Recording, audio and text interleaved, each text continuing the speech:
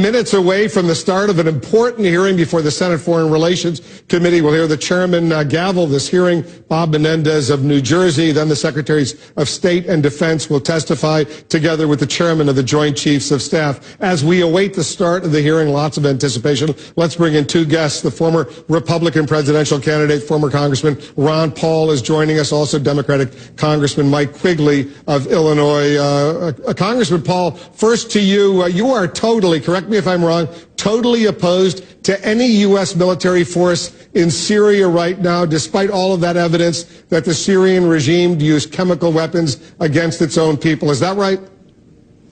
Yeah, but I don't accept your statement, because I think that a lot of people question some of that evidence. But I don't need, that is beside the point, because of the policy that I advocate is a non-interventionist foreign policy. I don't believe it's in our interest. I don't believe it's our national security best interest to be involved. I don't think it's legal under national law or international law. I think just killing more people because he has killed some people, if that is the case, doesn't make a whole lot of sense. So a non-interventionist doesn't pretend that they are all wise, that they can go into a country that's been in civil war, where there's several different factions fighting and killing each other. There's Christians getting killed by rebels, and the Assad regime being blamed for doing this and that. I don't believe it's capable morally, nor are we able to go in and say, oh, we know who the good guys are. We know there's 3 different groups on the rebels, but we know that we won't give any help to the Al-Qaeda. We just have to punish Assad. It's a civil war, and there's no way you're going to figure it out. I smell Iraq all over again. I remember the assurances that were given us 10 years ago, and members of Congress believe that. But let me tell you, the situation is a lot different. The American people are on my side on this issue today, and there's a lot more people in Congress now are saying it makes no sense. And just listen to the military commanders. They said, you know, we don't even have the money for this. We have to have a supplemental. Now, how about all these warmongers getting ready to bomb and kill and invade or do whatever they think necessary, and they don't even have the money, and then they have to appropriate the money, which means more money drained from our economy. So the policy of a non-intervention, as a matter of fact, it's pretty easy. We just mind our own business, take care of America, and obey the law and obey the Constitution. Then you don't have to pretend,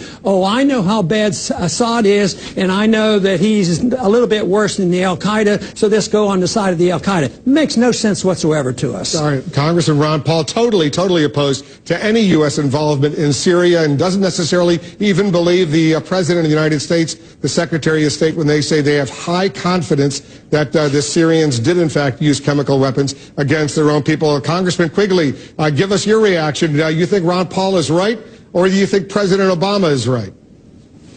Well, let me just say this. It is clear to me after being briefed that there are gas attacks took place and that the Assad regime was responsible. The question is, what do we do now? I have every faith in the administration was honest and forthright about that process.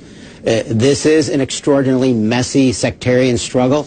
It is not exactly clear to me at this point that our involvement will help the situation and perhaps not create unintended consequences. So I think there are serious questions to be answered, but trust in the administration isn't one of those.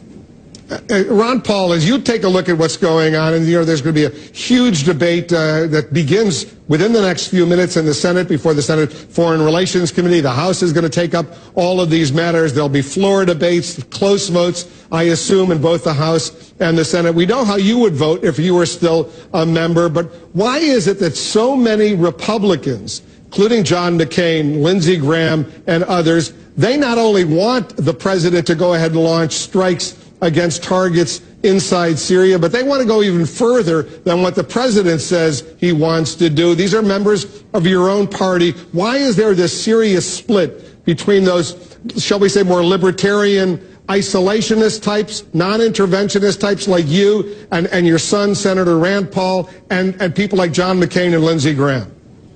Well, I think people are waking up. There's been a Tea Party movement, a grassroots movement. The young people in the Congress, the newer members, are on our side on this. Just take a look at the bipartisan support we got for trying to rein in NSA. That was Democrats and Republicans, but sort of grassroots. And the leadership at both levels